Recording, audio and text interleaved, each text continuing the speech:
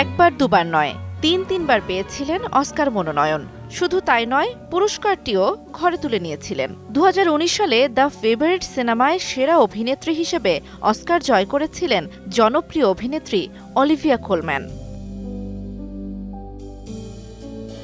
জাঁকজমকপূর্ণ এই অধ্যায়ের গল্পটা জানা থাকলেও অনেকেই হয়তো জানেন না, ক্যারিয়ার শুরুর আগে একসময় জীবন চালাতে কাজ করেছেন পরিচ্ছন্নতা কর্মী হিসেবে।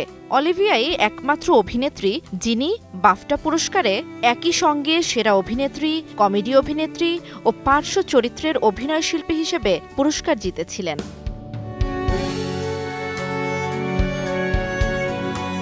অভিনেত্রীর আসল নাম সারা কোলম্যান। তার সময়ে যুক্তরাজ্যের শিল্পী সংগঠনে একই নামে আরেকজন শিল্পী ছিলেন, তাই নামের বিড়ম্বনা এড়াতে নিজের পছন্দের বান্ধবীর নামকে আপন করে নিয়ে সারা ফেলে জুড়ে দিলেন অলিভিয়া, হলেন অলিভিয়া কোলম্যান।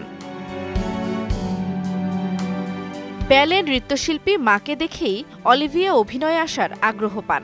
২৬ বছর বয়সে তিনি টিভি সিরিজ দিয়ে ক্যারিয়ার শুরু করেন। তখনও অভিনয় ক্যারিয়ার নিয়ে ছিলেন দোটানায়, কিন্তু পরের গল্পটা কেবলই অর্জনের। The lost daughter, the lobster, the favourite, the bear, the crown কাজগুলো তাকে পরিণত করেছে অনন্য একজনে।